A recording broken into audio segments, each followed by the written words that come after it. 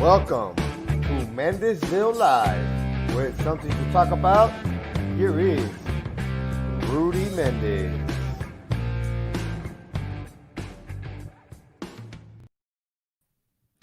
What's going on, Mendezville Live? What's going on, Mendezville Live? We got a good show for you today. Hey, I had these guys over today. Luber Mobile Oil Change. They got you. The new convenient way of getting your vehicle's oil changed. Give them a call. Great service. I experienced it today. Awesome. Also, have you ever imagined a world without beef jerky? Thanks to Primos, you don't have to. Great beef jerky. I've had it. I already finished all the bags. Highly recommend it. Highly recommend the oil service. Pretty cool stuff. Today's show, we're going to talk a little bit about some football. We're going to bring one of my good friends over. He is currently the owner, manager of Elite Wellness Center. He's also an entrepreneur with the Football League. And he's going to give us his perspective of how that business got started. And then afterwards, we're going to talk a little bit about football, high school football, his collegiate career, great athlete. His statistics are pretty cool. Very interesting for those young athletes to know about not only is it athleticism, but everything that comes with it. But let's get that show started with my good friend, Roy Cordova. What's going on, Roy? How are you doing, man? Hey, Rudy, how's it going? Doing all right, man. I see you have that Elite Wellness Center. How's that? It's going. We just got started about 2 weeks ago.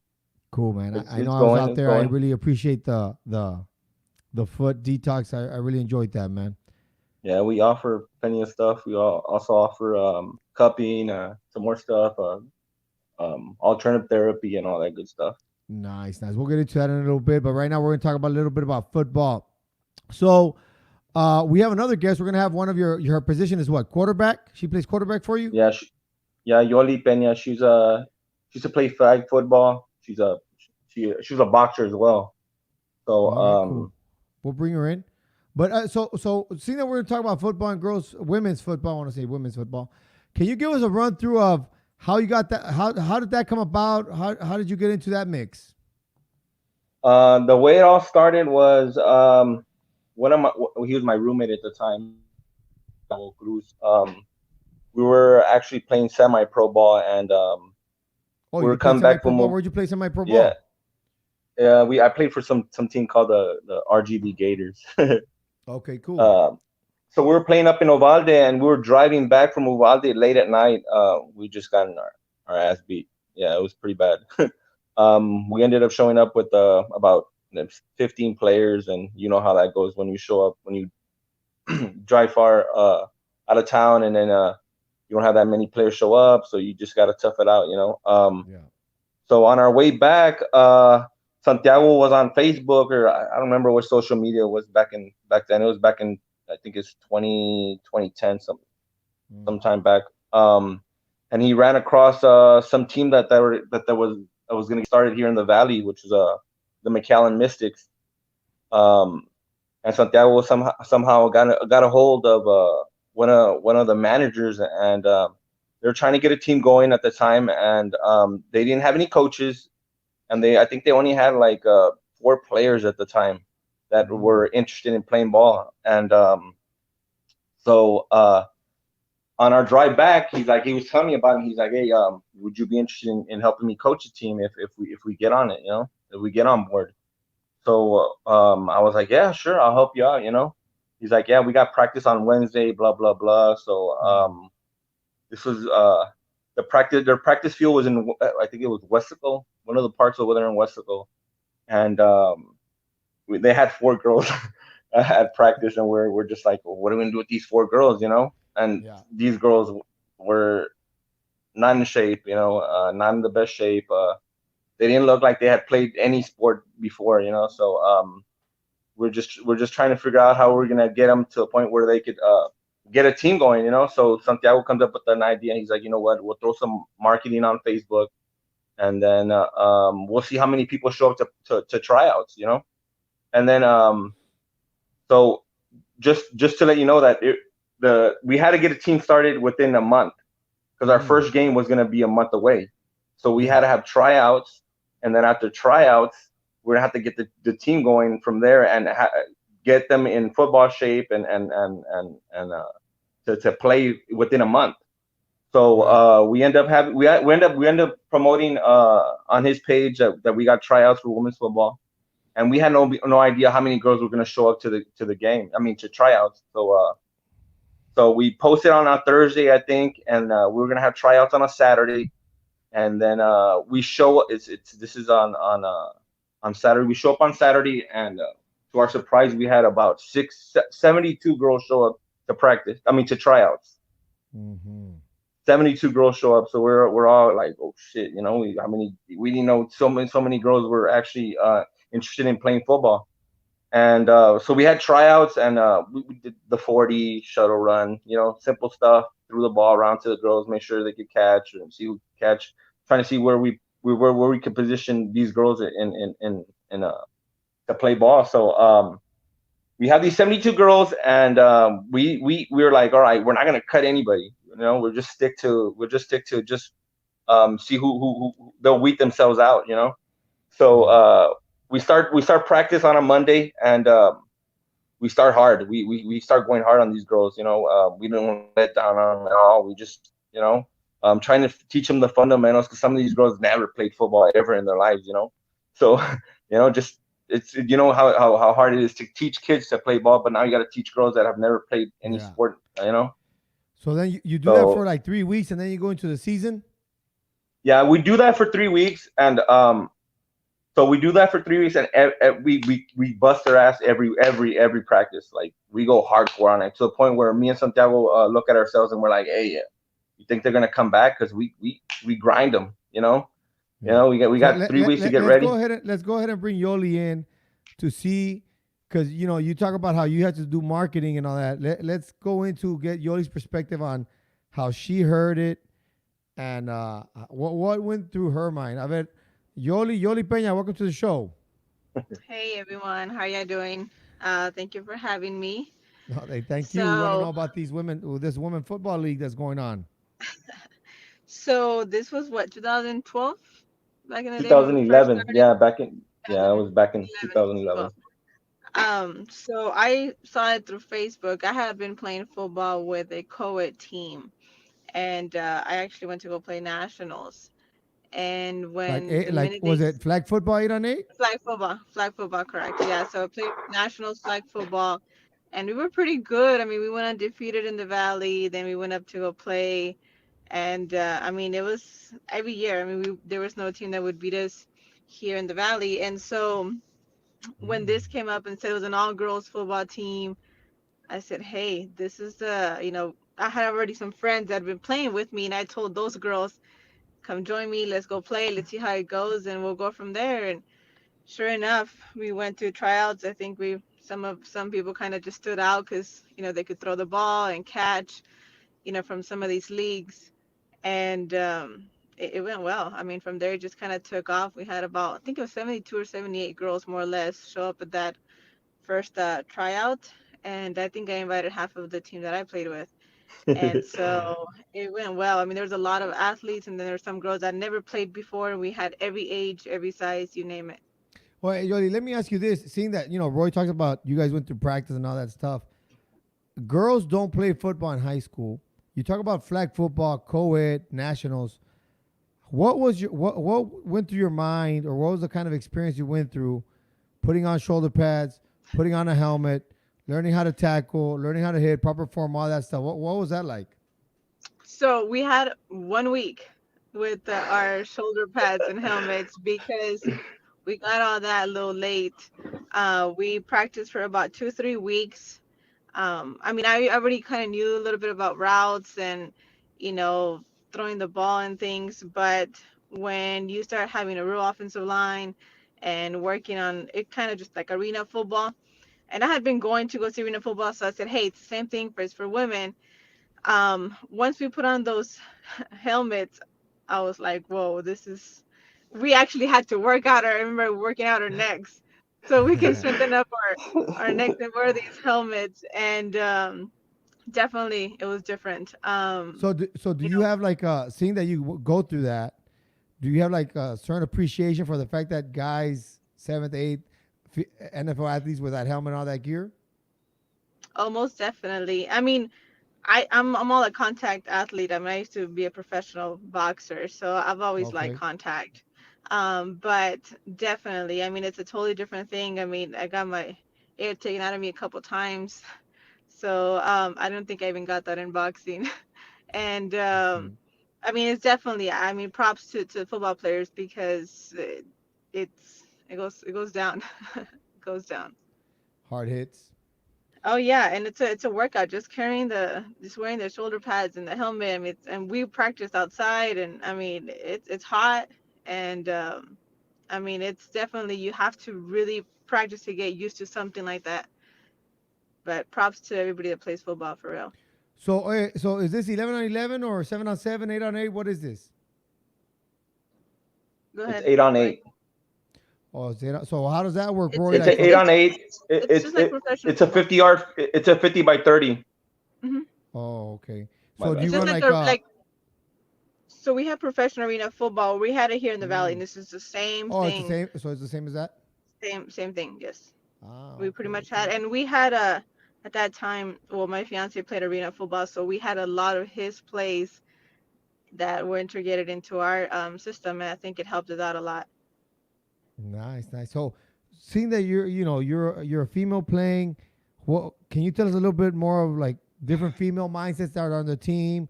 Was there a lot of quitting? Was there not quitting? Did they stay with the grind? Was there complaining? Was there no complaining? Like, hey, tough it out. How did that go? You know, you, I mean, here in the RGV, there's not a lot of quitters. I mean, I can't tell you enough how proud I was of these girls who didn't even play sports, and were best defensive players or best or best receivers, and so I mean, I can't. If people were weeding out was because of the practices, because they didn't have the time or they had kids. It wasn't so much because they couldn't handle it, because these girls were committed. I mean, it was one of those where they came out with bruises, some came out with, ACL tears, broken fingers, you name it, Broken collarbones. Man, broken collarbones, and so and they kept going. It wasn't one of those where I can't remember people quitting because of how tough it is. I think they were quitting more because if they couldn't make practice or the games or the traveling, and it could, at some point it could get a little expensive with all the traveling. Some of them had kids. I think we had a grandma or two in the team, no and way. so Most deaf. yes. So we had, like I said, we had every age. I think we had between from 18 to 50 some year old, if I'm not mistaken. Wow. All right, Roy. hmm So once the girls come in, they don't quit. What kind of organization goes to your mind and your coaching staff to get these girls ready in that 1 month and throughout the whole season? Honestly, it took a lot, but good thing we had some of these players that had already played flag football. So we kind of that's where most of our players were from. They were ex flag football players, and was the ones that have never played before. We just got them with their school coaches to kind of improve, get them to improve in their skill. I think everything was kind of sped up. I mean, you think about it, arena football is such a fast and high, Sorry, bless you, excuse me. and Bless you. it's a high scoring game and it's a fast game. And so just the way it was fast. It had to be the same thing as far as preparing the team. I mean, I think Santiago and the team and the coaches did a really good job as far as moving. Every Preparing. single practice was just getting everything ready, dividing the girls, seeing who could catch, seeing who could play offensive line. I mean, it was just one of those where we were moving fast, fast, fast. And within, like I said, 3 weeks, we already had to have all these plays down. Mind you, a lot of these girls have never, played before. And we had a game, I think, within the first month. All right. So how So often do you guys practice? We we're were practicing practicing. twice a week. No, Twice a week. we ended up practicing. We ended up going the full week practice because we were so limited in time. At at the end we were, but I think at the beginning when it was, A little I think slow. we Started had off a little tryouts. slow. We did. I think we had tryouts, and then we had practice on Wednesdays and Saturdays, and then when it was close to game time, we got the shoulder pads. I think that's when we That's when started. things got real. Yeah, because I know in high school and junior high we have that acclimation period of a week, 2 weeks, and then we have a scrimmage. You guys just a week, and then you're playing full out game, huh? Oh Yeah, yeah, and no, it was. and our first games actually against like the ex Super Bowl winning team. So we're not just showing up and playing just a team that hasn't played in a minute. We actually ended up playing the team that had won the Super Bowl the past 3 years. So our first game Oh, was against the number one team in Texas, which were the San Antonio Cowgirls. wow. We went undefeated. We ended up winning the championship that year. We ended up playing the Cowboy Stadium. I think we were really happy about that. We were some of the first women to play in the Cowboy Stadium. So that was really neat, really cool experience. We got involved with the arena football once I spoke to I can't remember his name, but he had the Golazo, which was like an indoor soccer arena, Mm, yes. and we started playing there, and everything just kind of fell in place. It was cool how everything just fell in place, and sponsorships helped us, and everybody just kind of worked on their own, and I think everything just went well that year. So, when you joined the team, funding, who pays for a shoulder pads helmet? Is this everybody pays on their own, or how does that work?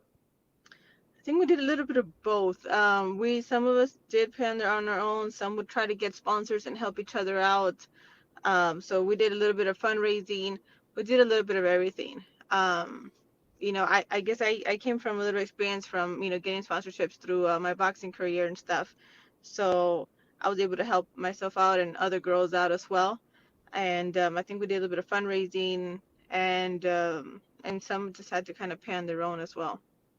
Roy, as a coach, after the first week, you said you don't cut anyone. She's talking about nobody quits. Is there like, as a coach and the managers are concerned of making sure that they all get playing time the way a high school, junior high coach, or it's like, hey, we're here to play the best, and some girls don't get to play during the game, or how does that work?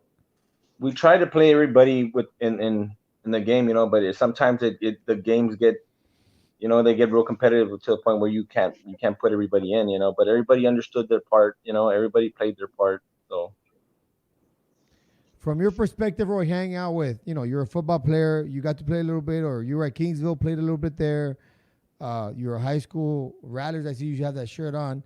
How different was it going from being around guys and now you're coaching girls, and how their intensity was, your adjustments? How was that?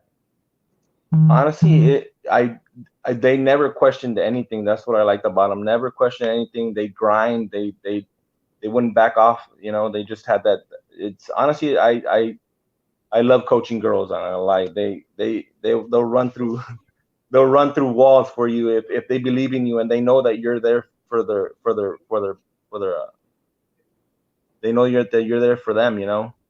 Yeah, cool, man. So Yoli, you as a female, would you recommend other girls to come out and play the sport? Like, what risk factor is it? Like injury stuff and all that. I mean, yes, you're gonna break bones here and there, but like, the pros outweigh the cons, the risk. Oh, I mean, there's not many sports out here. Like I'm a big sports fan, right? So I play soccer leagues. There's not that many basketball for women.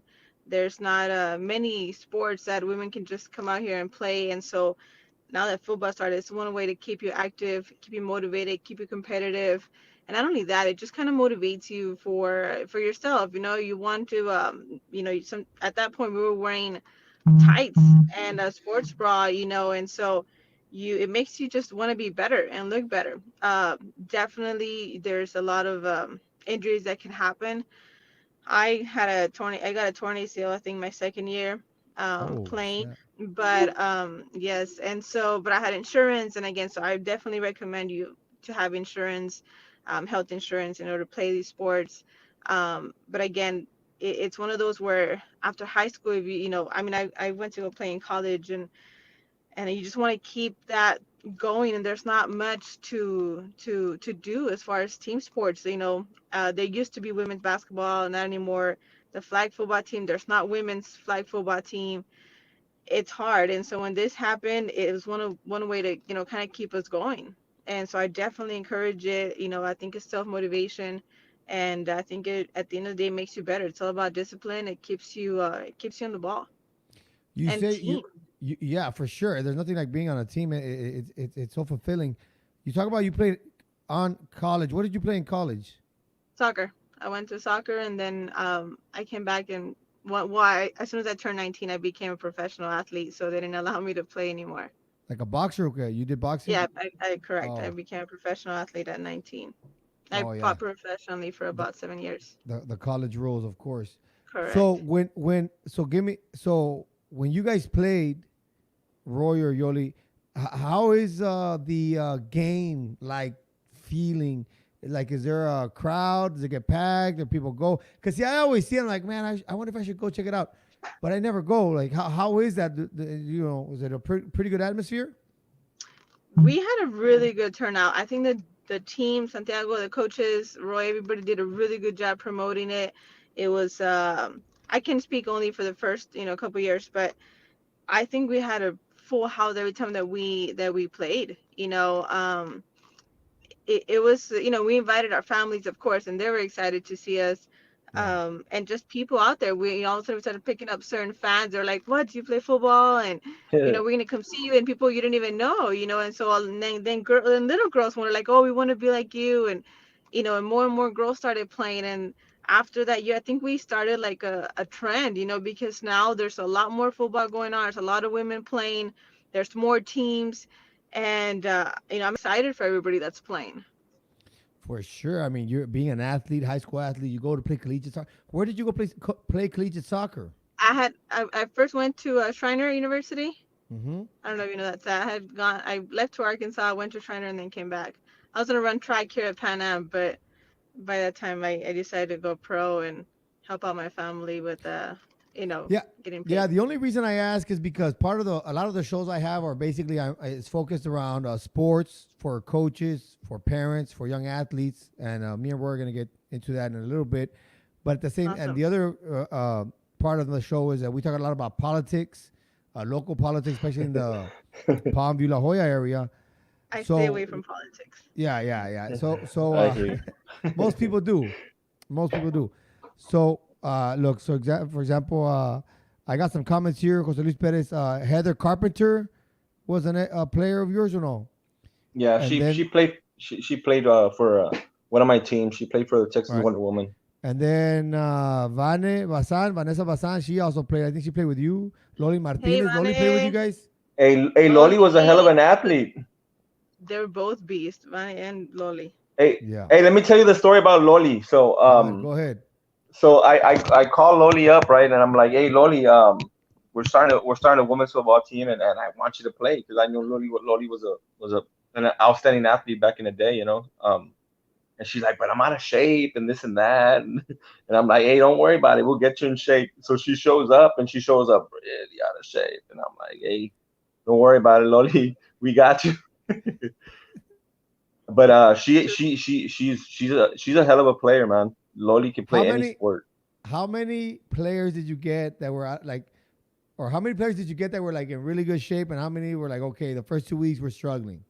Hey, talking about Loli, she used to play college volleyball, if I'm not mistaken.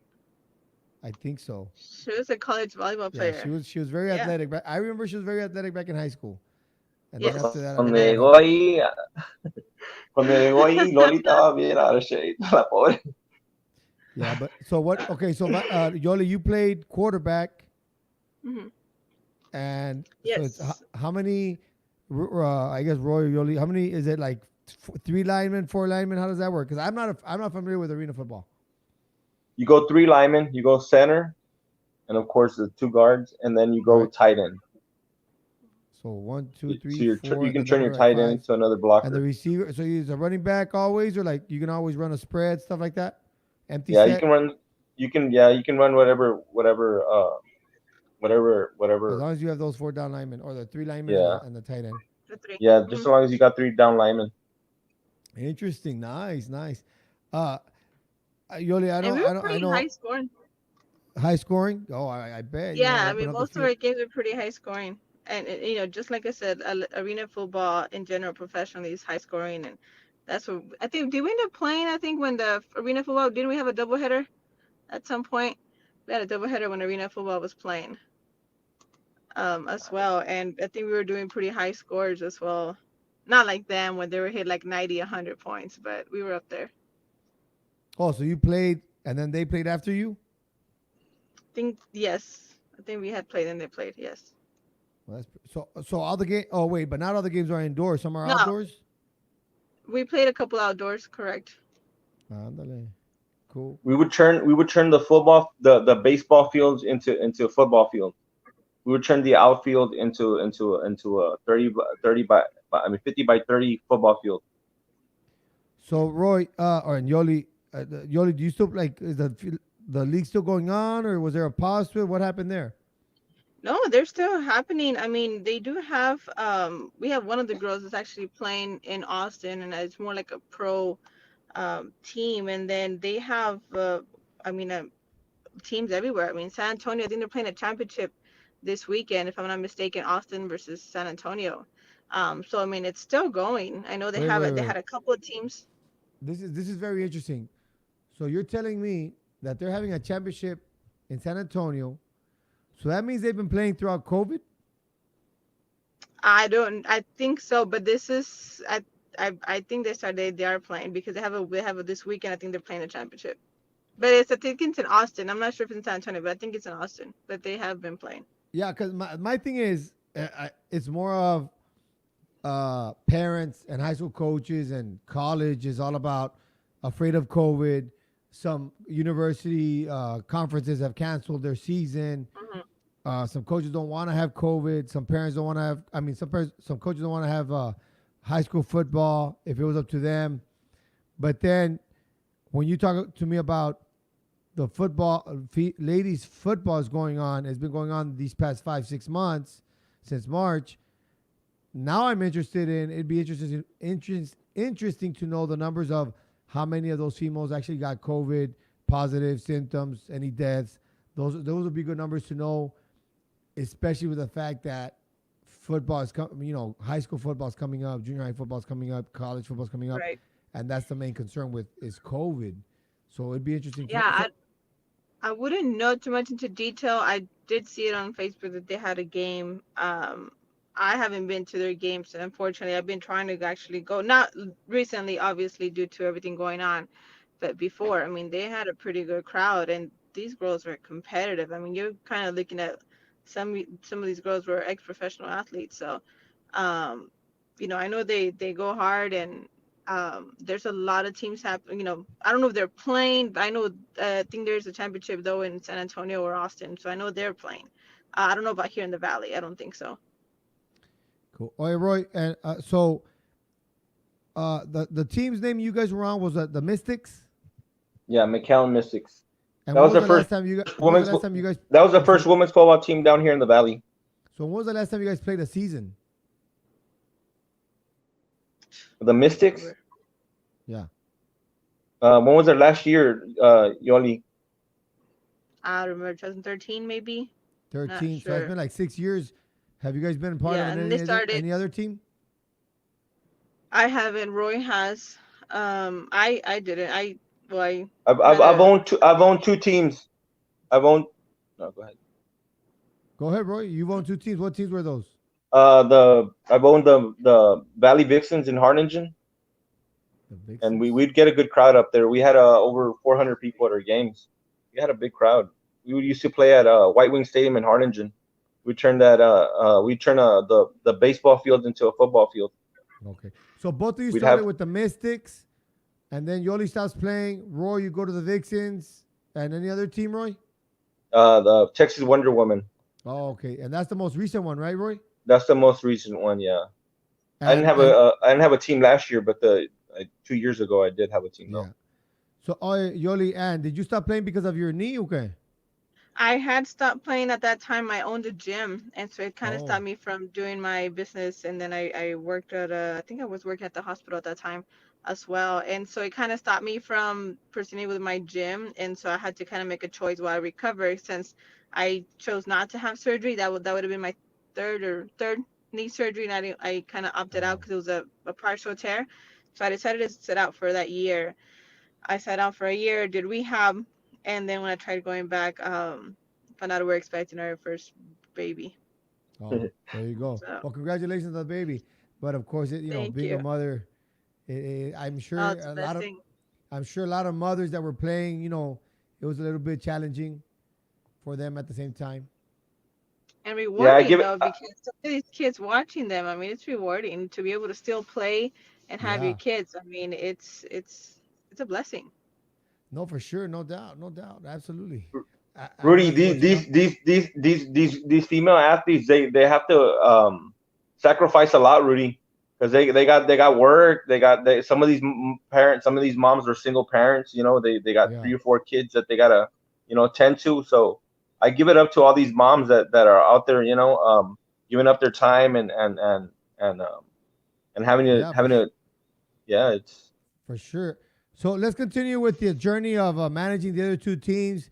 I'm sure you guys, thank you, Yoli, for sharing your experience and getting the team started and the whole mystics and stuff. And I wish you luck. And hopefully, maybe one day you can come back and play for a team. Almost definitely. I'm definitely looking forward to it. All right, thank you so much, Yoli. Have a good night. hey, be safe, Y'all be Yoli. safe. Good night. All right, Thank bye you. bye. Y'all Good see night. ya. Good night. Yeah. All right, so that's Yoli Peña. Sounds like she had a good time. Roy, you get started. You play with Yoli. You play with Loli. Vanessa Basan was on that team from the La Jolla area. Anyone else from the La Jolla Rio Grande Mission area? We had Michelle Chavez. She was a nurse practitioner. Mm. She was from Rio. She had never played any sports in her life, but All right, we so when you we had the we make them Mystics, all athletes. yeah, for sure. So when you had the Mystics, where were you guys practicing during that time?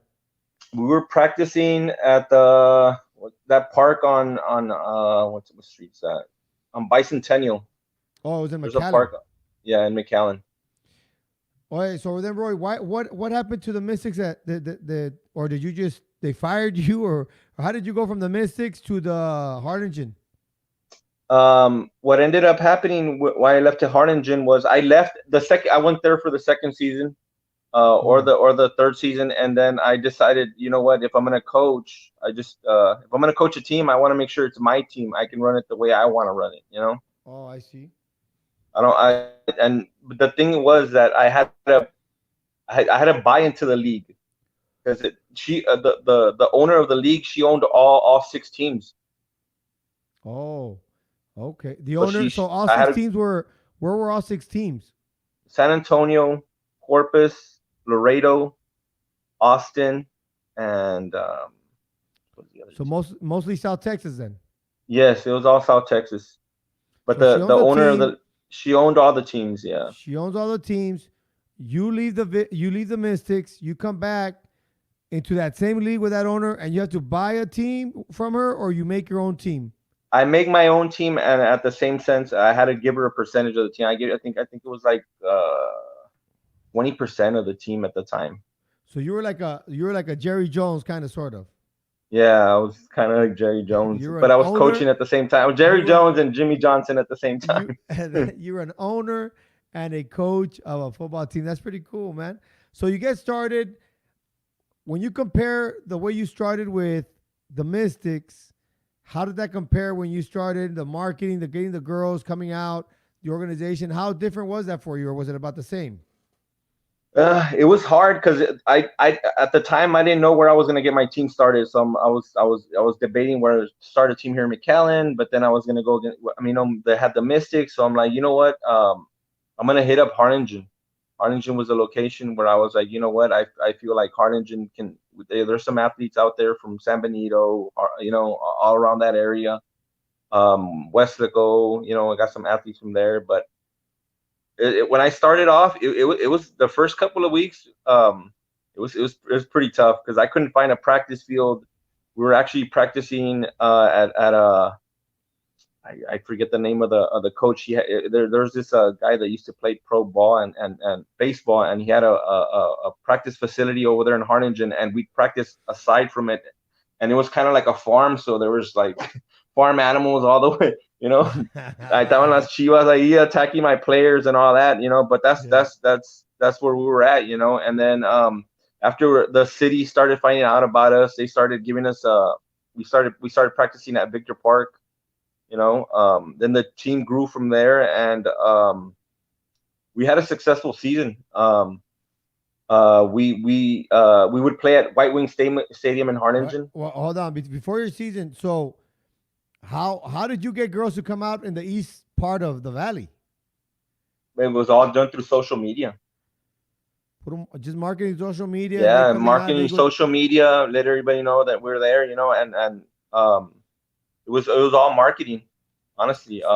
So for a One girl viewer, comes in, one girl comes in, and you're like, hey, bring a friend. you know, yeah.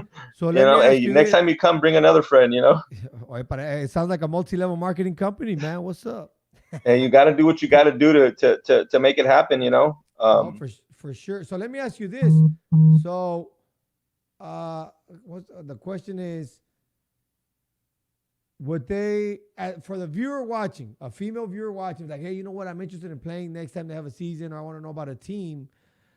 What do they need to know before they show up to your practice? What do they need and stuff like that? Honestly, just all you need is just wanting to play, and a lot of heart.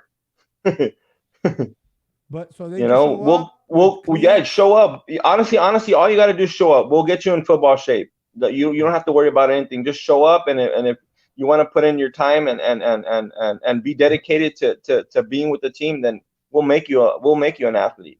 Right. So, for example, you say you're an owner. So, if a female wants to know, like, do they need to, provide their own transportation, Of their course. own equipment, cleats, shoulder pad helmets, stuff like that? No, what we usually do is we get sponsors for each player, so each player doesn't have to put anything out of pocket. We're trying to Mm, alleviate as much financial, trying to alleviate all that financial situation. We're not trying to get money from anybody. We're just trying to we'll help these girls find sponsors, and then with that, it'll cover their shoulder pads, it'll cover their jerseys, it'll cover even their cleats, their helmets okay. and all that stuff. Yeah. So basically, just show up and Just you show help them. up. You help them the rest of the way. Yeah, we help them the rest of the way, and honestly, everybody helps each other out. Yeah. Cool, man. And then, so then you start. So, what was your turnout there with Harlingen? We had a good turnout. We ended up with about 32 girls on the team, on the squad. Not bad, not 78, but 32. But I mean, so when you start as the owner, you're the coach. Did you have assistant coaches, or how does that work? Where do you go Yeah, I get had those I guys had from? I had position coaches, and I had a defensive coordinator. I was the offensive coordinator. I had defensive coordinators, and I had position coaches, cornerbacks, receivers coach, running backs coach. You know, Yeah, yeah, yeah. So as an owner, um, like how does what kind of responsibilities do you carry? Like, do you have to make the schedule? well, the How does that work? responsibilities that you carry are you got to make sure that you have somewhere to play. You gotta find somewhere to play. You gotta it's not fun at all. I mean, it's fun, but it's a lot of work. Right. You got to find where you want to play. You got to make sure that everything's running on four cylinders. You got to make sure that your fields, because you gotta once you get you got to make sure that the field has, because you show up to a baseball field, it ain't got it doesn't have any football lines. You got to Oh, dress the field up. You got to put oh, so cones on there. you have to paint the field. Yeah, yeah, yeah, yeah. Oh, I see. So But you're we basically honestly, what's that? go ahead. We had a lot of help from the city. So to the city of Harlingen, thanks for helping us out.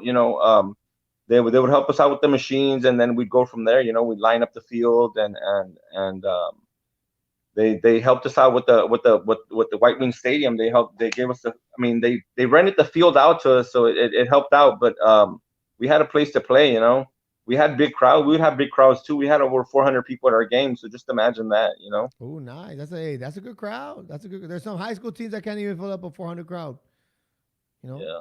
So that's pretty. Okay, so then, once again, for the viewers and the female ladies that out there watching, uh, where you play in Harlingen or you play in McAllen, what is travel? Do you like? What is that like? Like from the hotel or caravan? Everybody, carpool. Well, how does that work? What you try to do is you try to budget with all the sponsorship money. You try to budget so you can kind of you know, we do travel to Corpus. You know, every girl gets their room. You know, two to a room. You know, you budget for all that. You budget for travel if we need to rent vans or whatever we need to rent to travel there. And food as well. You know. Also, So that's all you so try with to all do the that from the sponsorship sponsor money, yeah, of course. So where do you play when you go away? We What? no, what was that again? Yeah, where do you play when you go away? You play in Laredo, Corpus, Austin, San Antonio, pretty much. Yeah, we would. The farthest I think we would travel at the time was Corpus and Laredo. Mm-hmm. So then, with the Mystics, you went undefeated. You only mentioned you guys go undefeated. How well did you do with your Harlingen team? We ended up losing one game, I think it was that year. And then what? So there's a playoff system. You go to like a Yeah, it's a championship game. playoff system. We didn't make the playoffs that year because we lost one game, but it's Oh a man, playoff system. one game and you're out of the playoffs. Yeah. That's intense. The thing about it, Rudy, is that the league of the owner was she honestly she didn't know how to run the league. Oh, the owner of the league. Okay. Yeah. So the owner of the league also has, I guess, their responsibility is to make sure the schedules, you know, I guess, set, you know, and everybody knows what they're Yeah. gonna do and all the dates and coordinate and all that kind of stuff. Okay. Yeah, that's her responsibility to set a schedule, you know, and then we go off the schedule. All right, And but at the wait, time I'm we assuming that when you were the owner and she's the owner of 6 teams, when you became a Harlingen, did she have her 6 teams? You add a team. Was there more than that 7? Was there more teams or no, there were just at the time I think that year there was only 5 teams in the league, Okay, then including yours, including mine. so then she. So we is only had control- we only had 3 home games that year. right, but does she control like she controls the other ones and you controlled your own, or was other Yes. people like you with the other teams? No, all the other teams, all they had was managers and coaching staff. I was the Oh, I only see. one that owned I was the first one to have a team, to own a team your in own. her league. Yes. So you had to be in I had communication with her. I had full control of mine. I wanted to make sure she had no control over my team. So then you guys had to be in communication of setting the schedule and all that stuff. Yeah, she would And she would referees? set everything up. Referees, we paid for our referees as well. And you had to look for your own referees when it was home games? Yes. We Interesting. were accountable for all that. I got you. Not bad. So then what happens then? So how many years were you there with Harlingen? I was there 2 years in Harlingen. And then what happened that you went to the Wonder Woman? And then I ended up coming back to McAllen, and I ended up opening up getting another team, which is the Texas Wonder Woman. So what happened? You as an owner of the Harlingen, what is it? Harlingen what? Harlingen. No, it was the Valley Vixens. The Valley Vixens. So and what? You just dismantled the team, or did they keep playing as? What the ended up Vixens, or- happening is my manager at the time, she ended up changing the name of the team to RGB Vixens now. So it's some of the old players are there, not all of them. So there's a team over there in the east side of town of the Valley. Yeah, they had to change for legal purposes. They had to Right. change the name, so they changed it to RGB Vixens. I got you. Okay. So then you leave. That team kind of stays. You know, they change the name. You come to McAllen. You make the McAllen Wonder Woman. Yeah, Texas Wonder Woman. Oh, Texas Wonder Woman. And when did you start that one? This was about, let me see, probably about 4 years ago. At the time when you come back, do the Mystics still exist or no? The Mystics still existed. Let me see. I think they did. It was just towards the end of the Mystic. I think I don't know. It's because honestly I don't know how long they lasted. They lasted for I think 4 years, and then after that it went to. What ended up happening is nobody wanted to play for that league because the owner that was a fala owner. Oh, I see. Okay, I got You know, the owner wanted to have control over everything, and sometimes she would cut our games short. Just she wasn't running it right. We had a game where she cut the game 2 minutes from the fourth quarter just because she was pissed. You know, she ended up getting mad because she would manipulate the games in a way, for us to not win. She wasn't right from the head. I'm not gonna lie. Hey, so how many of the players of the Mystics did you get? Any players that were there that went to play with the Wonder Woman? That I can remember, I think I had like 2 or 3 girls play from the Mystics. But this was with another league. I ended up playing with another league from it was the owner. The owner was from Corpus. Oh, so there's an owner from one league and then an owner from another league. Yeah, that league ended up dissolving. That league went to shit. So now, okay, so then the Wonder Woman played in another owned league by someone else. Yes, by George Q. I forget his last name. Hey, there's pretty good information, bro. So people know that how it works. Yeah, there's a couple of leagues out there. If you want to get a team started, I mean, it's out there for the taking. It's gonna take a lot of hard work, but you can get a team started anywhere. Wait, so then the Wonder Woman, it doesn't exist anymore. So I'm gonna tell you what happened with that, Rudy. What happened with that was that I felt the league wasn't going where I felt it should go. For example, we would have our games at Cat Stadium in Edinburgh. In Edinburgh, we played there at Edinburgh. I would rent the field there. I would spend my budget for that was about $1,500 a game. And oh snap! You have to spend money. Yeah, I would spend money on all these fields, and of course referees and concessions and announcers and the works, and I think everybody else's budget in the other teams were like I don't know, $50 for their field, because we'd go play in fields where it was like the park fields. For example, we go play at like the park that they have in Palmview. I'm not talking about about it. You know what I'm saying? No, but yeah, but it's just they weren't at the same level that we were at. It's just I felt that they weren't going the same direction that I felt that women's football could be at. Right, I got you. No, it makes sense. So what I spend in one game, I don't think the other teams spend the whole year. So. Yeah. It would get frustrating because we'd go play somewhere y estábamos jugando donde había puras espinas, holes and the field was just tore up, Yeah, that's not cool. And so it wasn't at the level that I had or at the standards that I had my team at, Right, I got you. No, I mean. It's got to be tough in playing in those conditions. I know when I was doing my pre-law institute that one summer at UTSA, one of the major cases that we're going over and learning was negligence and a lot of. For me, it was a dream. I mean, I enjoyed it because we're talking about sports and youth and like what coaches and who can get sued for having, holes, knowingly having a field that is messed up.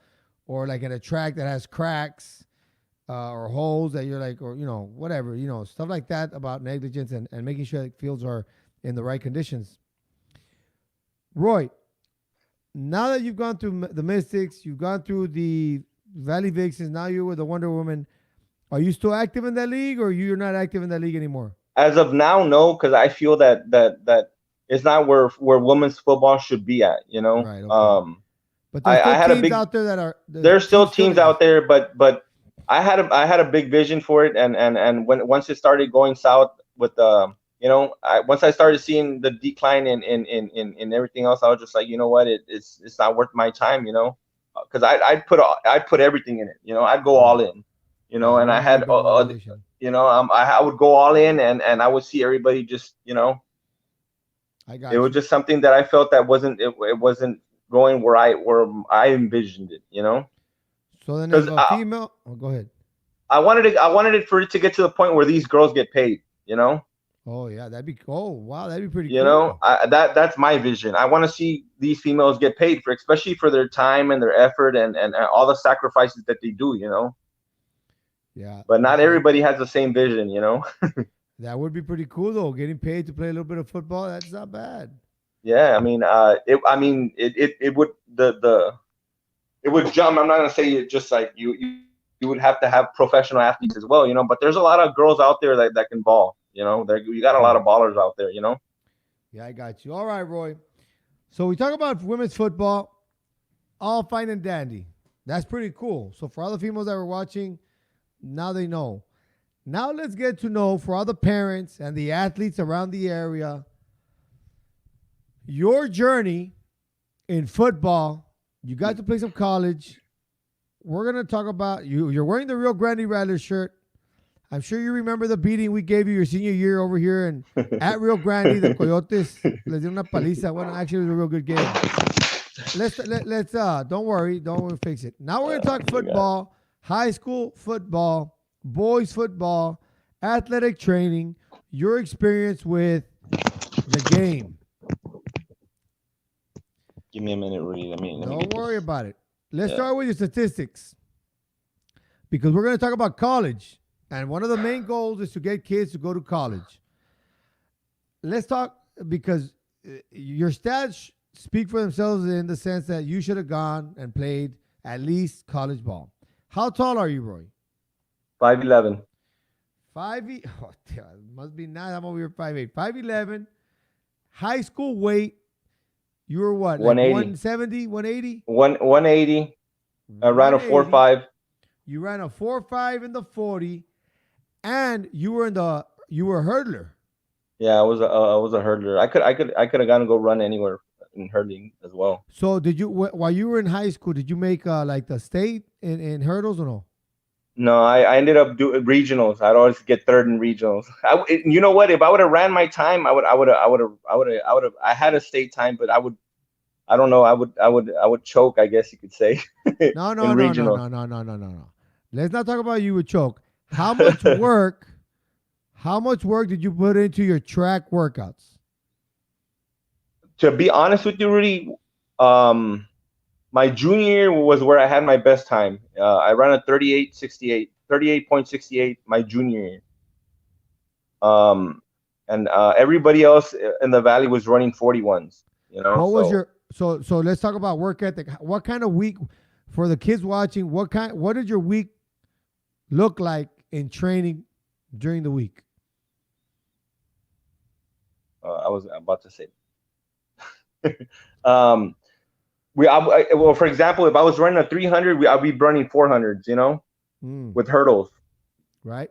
So it'd be honestly, I don't remember too much of the workouts, but I remember that I would go above and beyond in our workouts. You know, we had a good track coach. Our track coach was, and I got to give it up to Ray Ramirez. He was a standout at UT. He was a UT runner. He ran at UT. So he ran track at UT. Yeah, Ray Ramirez. He was our coach, our track coach in Rio Grande. That's pretty cool to have an ex-collegiate track star running, being a coach at a high school, man. I'm always a fan of that kind of stuff. So then you ran the good times. Do you think you had a better chance at football or track during going into? Did you get looked at or anything like that?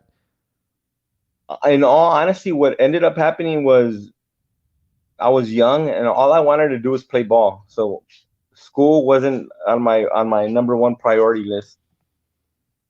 You know? So that affected you. So I'm assuming that affected you a little bit. Yeah, that did affect me, you know, and for all the athletes out there that play college, that want to play college ball or they want to go to the next level, I would really recommend for them to hit the books, you know. Let that be your number one priority, and then sports come secondary, you know, because that has a lot to do with where you go, you know, especially if you want to go D1 or you want to go to a nice D1 school, and if your grades aren't there, you ain't going nowhere. You know. Okay. So one of my fraternity and me look what huh? Yeah, go ahead. No, grades are important. You know, back then, my way of thinking back then was I just want to play ball. If I get a 70, I'm good. You know, but that's the bad mindset to have, you know. You just it but then again, pues ni modo, it happened, you know. Right, right. No, and it's good because that way, I've had Adan here. I had Kenny. Uh, they played college ball. They always talk about grades. You're talking about grades. You didn't make the grades. I'm assuming that's probably one of the major downfalls that you didn't get to go to play. You're 5'11", you're 180, you're running a 4.5. You're a regional hurdler. I mean, it sounds like you should have gotten a D1 scholarship. How were your numbers at Rio Grande in football? Um, so, honestly, I honestly, really, to be honest with you, I don't remember. I off the top of my head what my stats Well, were, maybe but not. Okay. Well, how about this? Like, would you rush? but I would for, have like, I would have 100, 100 yard receiving games and 100 yard rushing games. So, just with that being said, Oh, 100 yards, 200 all-purpose yards. 200 all-purpose yards. Man, so hey, how was it playing with Richard Smith? Because he's watching right now. Check it out. Watch. Let me put this up there. Roy was beast at hurdles. Yeah. Hey, Richie was our fullback. Richie would run over some people, man. What offense did you run back in the day? We ran the nasty slot. Who were your coaches back in the day? Peña. Coach Peña, George Peña. George Peña, Rio Grande Rattlers. Yeah. So you played your junior, but you played your junior and senior year at Rio Grande because you didn't play your sophomore year at Rio Grande, you see? No, I see. I started off. We used to migrate, so we used to migrate to Illinois, and after my 8th grade year, we migrated to Illinois, and I ended up staying in Illinois for my freshman year. I ended up playing football there in Illinois my freshman year. I played JV my freshman year, and by my 3rd game, they had moved me up to varsity as a freshman. Nice. And that's the first time I got. That's the first time I got a big boy hit. How did that feel? Give us. Man. Give us. They that woke me. There. So it was my first game, and I hadn't really gotten hit, and I guess when you're 15 years old and an 18-year-old puts a hit on you, then it's a wake up call. So after that, I didn't want to get touched, so I used my speed as an advantage. So you're like Jerry Rice. You're running fast because you didn't want to get hit. Yeah, I didn't want to get hit at all. I played tailback as a freshman, but most of all they would throw the ball to me. So I always had good hands. So they used me more as a receiver as well. So yeah, I see. It was fun. I ended up getting newcomer of the year my freshman year there, and it was a 2A school. It wasn't huge or anything like that, but it was fun. Because I remember me and you played in our sophomore basketball team there at La Jolla. You were part of that team. We did. We played with coach. What was Gonzalez. it? Gonzalez. The lawyer. Gonzalez. Yeah, the lawyer. Yeah, I remember that. I remember being part of that team, and it's funny because I have a very vivid memory of we're playing. I don't know who we were playing, but they're running a 2-3 zone on us. I'm playing wing guard at the time, and it was very easy. I didn't learn how to break the zone until I was in college. So I always look at the coaches that, I thought I was a pretty smart guy. Roy will be right back. He's having technical difficulties. Don't worry. But I'm going to tell the story while he fixes that. So I didn't learn how to break the zone until I was a little after high school. I thought I was a pretty smart guy in high school. I got a full scholarship. I was I think I graduated like 13th or 15th out of 850 students. So I'm a smart guy, I think. And I don't know. Yeah, you've always been a pretty smart guy. You'd be the guy I'd be copying off of in class, Rudy. Right. So I never learned how to break a zone until after high school, which I kind of wish my coaches would have taught me that. But that game, I remember you're playing the high post, ball comes into the wing. All I did was give it to you right there, mid lane line. And you I think you must have scored like 20 points that game on the same play over and over, man. Good time. Yeah, that was back in the day. I remember. I remember with that big. He said, Coach. What was his name again? Gonzalez. Gonzalez is everywhere, and I forget his name. But I remember it was the good times playing with you, Rudy. Yeah, man, it was good there. So you're in a Coyote. You go to Rio Grande. You're your junior year. How was your junior year season? Was it? I mean, you're doing 200 all-purpose yards your senior year. Were you getting the same touches, the same kind of results your junior No, year? my junior year, I rode the bench, Rudy. I rode the bench. I was supposed to be a starting tailback at La Jolla, and I ended up riding the bench in Rio Grande. But you're running a 4.5, Roy. Why were you riding the bench? Uh, I don't know. you, Politics, but I don't know. I don't know. I don't know. No, you know what? The honest truth, I'll I be do like honest. the I'll be fact you're wearing honest. that shirt. I'll be honest. I'll be honest. It was Coach Lerma, and his job was on the line. But in all honesty, his job was already lost to even begin with at that time. I His got you. his job was already lost. You know what I'm saying? They had already brought in Coach George Pena, and he was our athletic director. And Coach Lerma knew he was out the door. But for some reason, he didn't play me. He wouldn't play me. He just. I remember when I moved in. I went. Our first scrimmage game was against Donna. The first time I ever touched the ball against Rich, he can probably tell you, or if Rich is listening. The first time I touched the ball against Donna was a preseason game, and I took it for 80 yards. Boom, on the first touch, and then we set up for field goal. They blocked the field goal. I pick up the fumble and run it in for 2. And I think that's the most action I had all year. What? That's got to be tough, man. And you know what? It's very interesting, Roy. And I kind of know the story, but I'm bringing it to light on the broadcast because I think sometimes we as coaches, well, not me, I'm not a high school coach, but even as parents and people that are higher ups, and I don't know. To me, I always think you put the best 11 on the field to win the game. Of You course. put the best 11 on. Now, does everybody deserve playing time Of at course. the high school varsity level? Sometimes. Sometimes. You try to get them in. But Depending on the score. but if you're 5'11", you're 180, you're running a 4.5, you're doing 200 all-purpose yards your senior year, was the guy in front of you that much better than you? I I don't know, Rudy. You tell me. Well, I don't know. And, That's what I'm saying. I don't know. I don't know. But it gets interesting. Either no, way. it just you know what, and it wasn't about just me wanting to see who was best. It wasn't even about that, Rudy. It's just me. Put me out on the field. Put me at receiver. Put me at I don't know. Put me at D end. I played a little bit of D end. I had my junior year, I ended up playing a little bit of D end. I had a couple of sacks, and then they pulled me out because hey, the seniors got to play. It's I would have played any position. Put me at lineman, I would have blocked. You just wanted to I play. would have played any You just wanted position to just play. to help the team out. Yeah.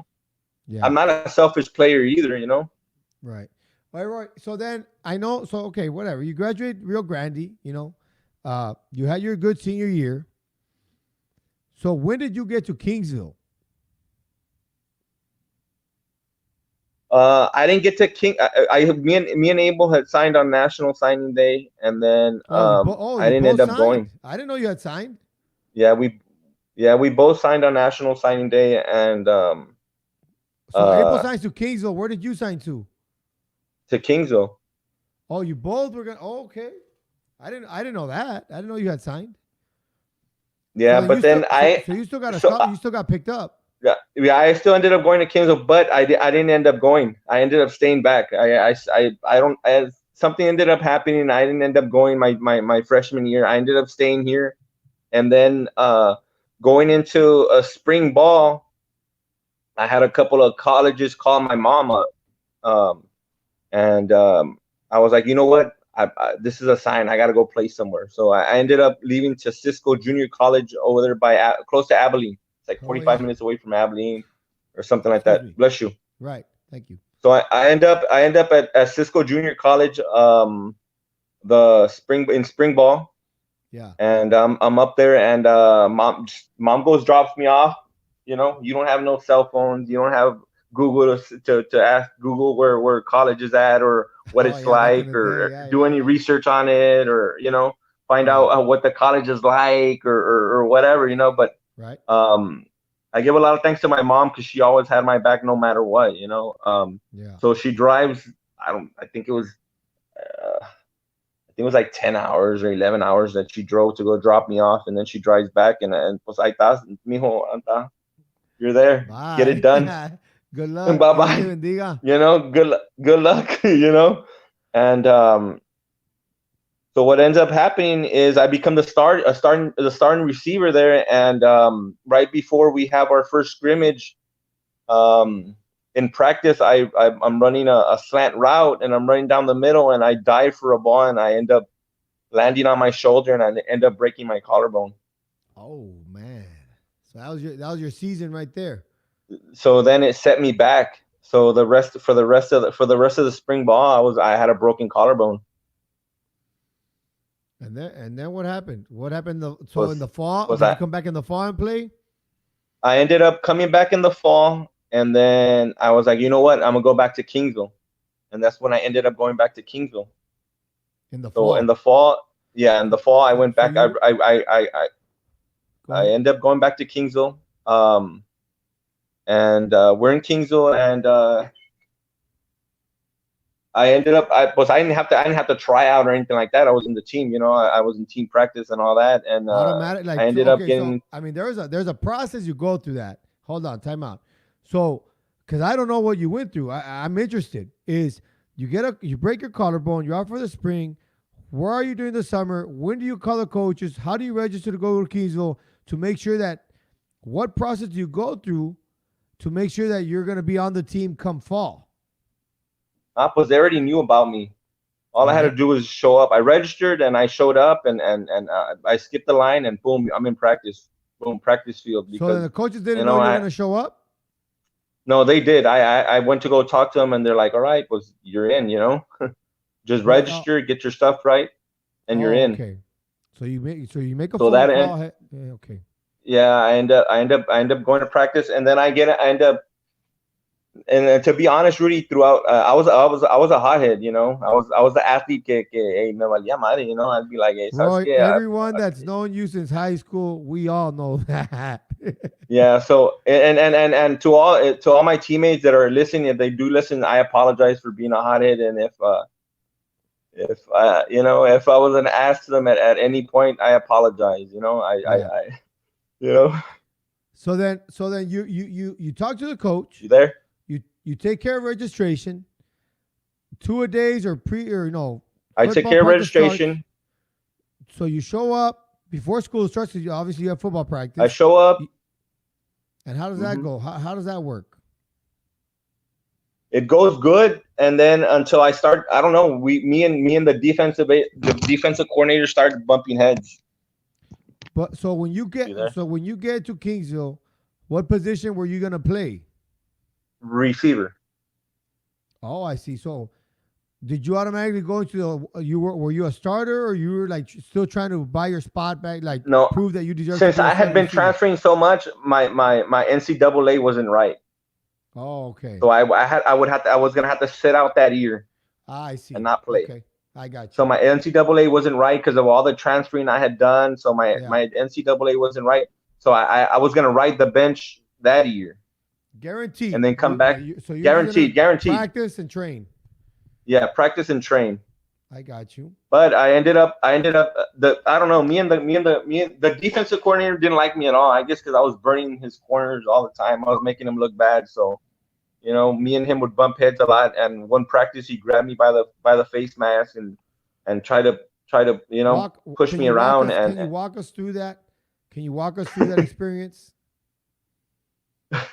Like all what right, so route did you I'm run, at. or Honestly, my go route was my go-to route. Just go and throw me the ball, and it's TD. So what ended up happening on one route, I ended up lowering my shoulder, hitting their starting cornerback for some reason. He got pissed off. He grabbed me from my helmet, yanks my helmet, pulls me out, and he's like, "Hey, what the yeah? what the fuck are you doing? You know, like, are you gonna Mhm. play? Are you gonna play for him on Saturday? And I was like, well, I'll do what I got. If I could, I would. You know. Yeah. And we end up getting into a little scuffle there, and after that, it was just like, you know what? I was So like, you I'm got in out. a scuffle with a coach. In a little scuffle with the coach. Yeah. Oh. And then what? You just took off. You left practice. Yeah, I left practice, and then I was like, nah, you know what? This, So did the, I was gonna play for the season. I was just like, nah, you know what? I ended up quitting football, and I just stayed there for the remainder of the season, and then I ended up going to San Antonio. yeah, you hung out with me for a whole semester at UTSA. You were Yeah. like a honorary Delta Sig over there. It was pretty cool. So when let me ask you. So during that time, you get in a little scuffle with a defensive coach. Before that, when you're running all these routes, like how many weeks did you practice before that? Was it a week, a day? It might have been the first route. Like how many weeks were you at practice before that happens? Probably like about 2 3 weeks, really. I was there for about 2 3 weeks. So how was that playing with your old high school classmate Abel Gonzalez? It was good. It was Was he good. I throw? mean, we could have done some things. Abel ended up going out there and breaking a couple of records. I feel like I could have been a big part of that. Abel had already played his freshman year. This was going into his sophomore year. It would have been good. I think me and him would have just done the same thing we did in Rio. Just at Yeah, that next level. right, right. So did the coaches reach out to you, or did you just leave, or but you still went to school while you were there after that Yeah, I situation? still kept going to school there, and then after I was done with that, then I ended up taking off, and football was. I ended up coming back home, and then I ended up coming back home, and I had Monterrey Tech was trying to get me over there to play over there. Really? Like Yeah, during I that just winter needed break? to Okay, find it. I just needed to find. What's that? during the winter break. Yeah, during that winter, Monterrey Tech was like, "Hey, come." During the winter break, yeah, they're like, "Hey, come play over here." I don't know how they find out that you're not playing, but they find out. I don't know how they did the research or what, but my mom ends up calling me and she's like, "Hey, we need to find somebody that was a descendant from you that was raised in Mexico. That way they could get me to go play there." And I was Oh, like, "Well, let's do like a this. dual I want to play some citizenship, or what? ball." To get like a dual Yeah, citizenship. yeah. And then what So happened there? while I was going through that, was I was working and making good money, and I ended up buying a motorcycle. And right And then what before I happened? left, right before I left for the fall. Oh, Um, so you were gonna go to Monterrey Tech. oh yeah, for sure. I was gonna end up going. Oh, I ended up buying a motorcycle, and I ended up buying a fast bike. I had never ridden a bike in my life. Yo, nada más para andar ahí con todos los camaradas que they had bikes. yeah. So I'm cruising down 8th Street there on Olana. I'm getting Mm, out of what is now Fast Eddie's. mm. So I take a left on 8th Street, and I gun it. And I gun it, and I try to pop a wheelie, and at the same time that I'm doing that, as I'm going up, I gun the bike, and the first thing that hit the street was my knee. Hijo de su madre. I had no helmet on. The helmet was on my bike, but I gunned it, and when I fell, the first thing that hit was my knee. Boom! I ended up sliding like at least 50 yards on my bike, just shot up in the air, and it tumbled like probably like about 30, 40 feet as well. I God skid all over damn. the place. I ended up stopping right before that stoplight there on Nolana, and I get up, and I fall straight to the ground. My knee gave up. I tore my knee up. Never So that even was checked it or anything like. Eh? so. Wait, you never checked. So wait, you don't know what's wrong with your knee, like, or No, what never happened to checked your my knee that knee. day? Never checked my knee. Nothing, and just what, it was tore up. I couldn't honestly. I couldn't run, or I couldn't cut for like about a year and a half or two. It would swell up every time it would pop, and then it would just swell up. So my football career was gone at the age of 21. Man, Yeah, no more. But then you said that. But then you mentioned you played a little arena football or something like that, or street Yeah, football. What was that? I tried. After that. I my I was never good again. Really, I was probably like at 65%. Well, I mean, you got to take into consideration, Roy. You mess up your knee. Not only did you mess up your knee, you never got surgery on it. You still don't know what really happened to all those tendons or anything like that. No, till today, I don't even know my knee. What happened was during my when I ended up playing semi pro, I ended up blowing up my other knee. Oh For always man, compensating on this knee, I ended up blowing up my other knee. that's tough. So, does it hurt like when you do certain things or like weather change or anything like that? Was I can't. It'll hurt every now and then, but not nothing too crazy. I just can't be doing crazy stuff like doing backflips or Right, you know, like what I was right. used to doing. Yeah. I can play some basketball, but I got to be careful how I land because I my knee can give out at any moment. Wow, man, that's intense. You know, it's funny because I know you had already left you to say, but I have a fraternity brother of mine. When I moved back to San Antonio from Los Angeles, California, I joined a co-ed flag football league, and my buddy Gino, he joins the league, he joins the team. He's late, like usual, so he shows up. I'm like, hey, get in there, and he gets in there. I think it's the first or second play. He jumps up for an interception, lands on his knee wrong, incorrectly, and he messes it up, right? And he tried playing here and there for the following year or two, and he always blamed me. He's always like, "Nah, man, it was your fault. You made me play. You got me in there." Lo and behold, about a year and a half later, he's like, "Yeah, man, I have a torn ACL." I'm like, "Dude," I'm like, and he's like, "It's all your fault." I'm like, it's not my fault. It had nothing to do with the fact. It's just a freak accident. I can only imagine what happened to your knee and all the tendons and ligaments that are in there. I mean, man, and you never got it checked out.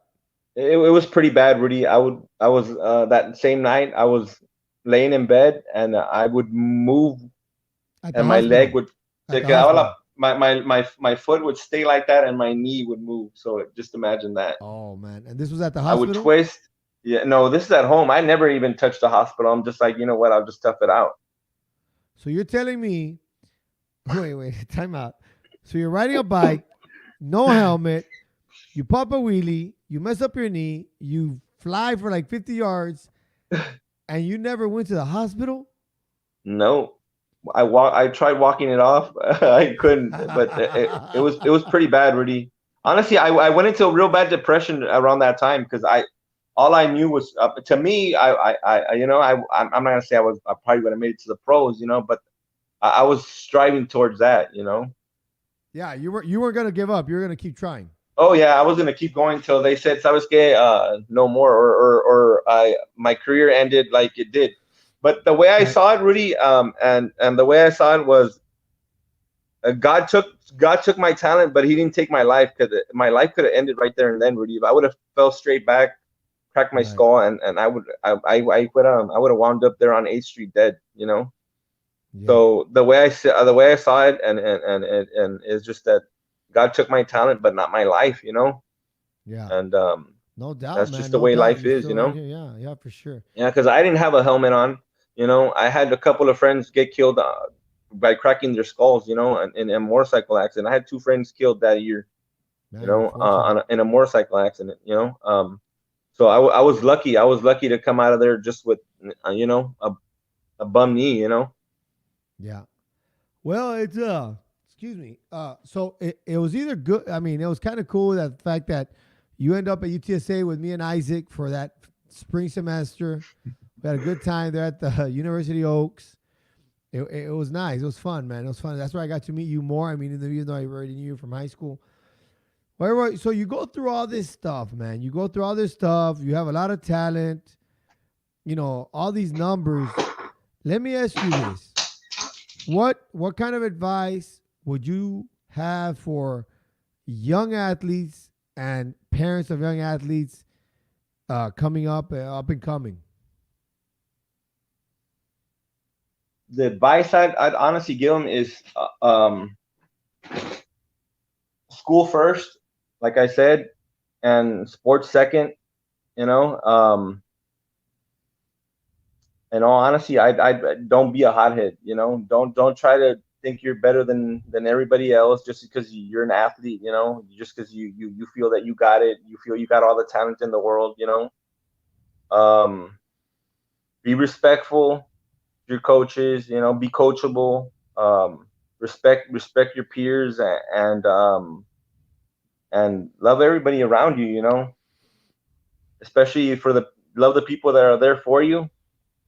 Mm-hmm. Can you hear me? Yeah, I And can hear you. stick. You know, education comes first. You know, because at the end of the day, your talent can be taken at any moment. You know. Yeah, I was talking to, I think it was Javi Acevedo. I think he told me one time where he goes, "You need the game doesn't need you," because the game Yeah. continues. The game keeps going, no matter what. So, uh, what I mean, seeing that you had a lot of talent, and the young guys coming up, things happen that you don't get to go to the pros or collegiate that you don't get to play. Is there anything you could have done differently to have made sure you made it to college ball at least? Eh,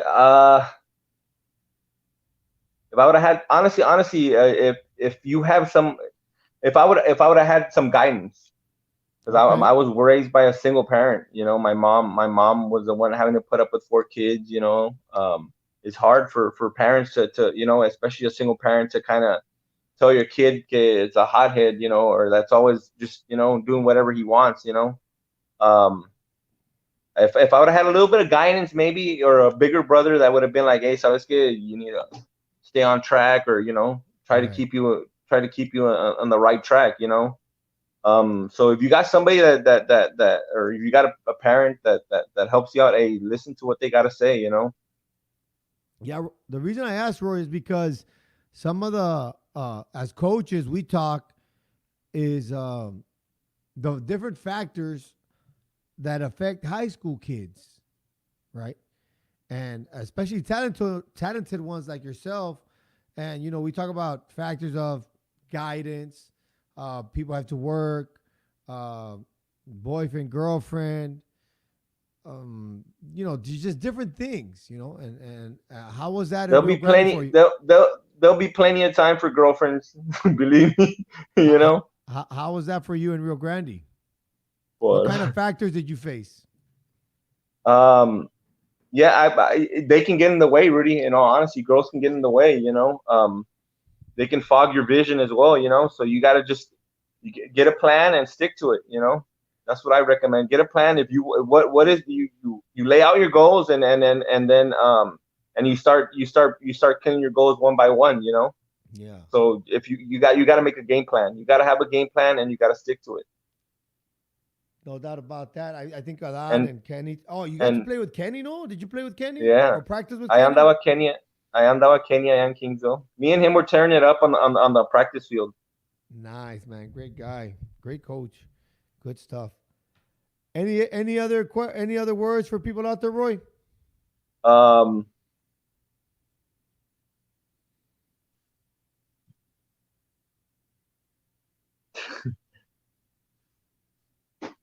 no, it's because in all honesty, when I was in high school, I was pretty much of an ass, and I apologize. I just want to apologize to all my ex teammates if I was ever an ass to any of y'all. I apologize. If I I it just from when you grow up, you start realizing that's not the person you wanted to be when you were younger. If you could change a Yeah. lot of things, that'd be one of the things I would change. My attitude against people, towards people. I Right. mean, you know, um, I would is how can I say it? I was selfish, you know. Mm-hmm. So just don't be selfish. Be a team player, and just if you have a goal, stick to it. Get some No tunnel doubt. vision and stick to your goals, and don't look back. No doubt, man. No doubt for sure. Yeah, I think most kids would appreciate that. That don't be selfish and you got to stick to that goal. Be disciplined. I think you could have been a good one. But different situations, like you said, guidance and different other factors that come about life. Hey, man, Roy, thank you so much for being on the show, man. Really appreciate it. Hopefully, the listeners learn a little bit about young athletes and of course, the female football. And hopefully, maybe you open up another team or for females that did watch, they can go out there and get some more information on playing some tackle football, man. Yeah, stars ready. All right, man. Hey, thank you so much, man. Have a good night, big dog. Good Later. night. All right, there's my man, Roy Cordova. Talked about the women's football. Hold on, let me get this camera going angle right here. I like this one right here as to finish the show. Thursday we have school board candidate. On Thursday we have a school board candidate. I leave everyone with this question, and if you're still watching, go ahead and comment. Should coaches that don't coach in the fall, football, volleyball, cross country, if those sports, those after school, extracurricular, stipend paid sports, if those don't happen and coaches don't stay after school, should they get paid their stipend? It was a very interesting topic that happened in a WhatsApp conversation with some of my coaches. I posted it on Facebook. It'd be interesting to see what people post. An election coming up. We talk about taxes, property taxes. Part of those property taxes go to schools. And some people are for it, some people are against it. It's interesting to see what people. I'm interested to get back on that phone because that's the camera angle I'm using right now is my phone. I don't get to see my phone while I'm doing this broadcast to see how many people posted on whether coaches should get paid. And then Addie Gutierrez, she mentioned if coaches are going to get paid for not coaching sports, then she mentioned something about the extracurricular activities from some other, I don't know what it is, but I think she did like UIL or something like that. Should they get their stipend, even though there's no UIL, the UIL Saturdays competitions that they have? It'll be interesting. Thursday, we have a school board. On Sunday, I have a 20-year former school board member. He's going to come up, talk to us about his experience, the growth, how it grew, what decisions were made, how it was made, some of the stories. I'm a fan of learning from stories, from experiences, reminiscing. That's a part of the show on Sunday. And then on Monday, Tuesday, Wednesday, we should be having some more city politics, elections, school board elections, candidates coming up, sharing their points of view. I know I have one for September 6th. I reached out to a few board members, a few candidates. I will say this. It was very interesting. There was a commercial that was shot and posted on Facebook.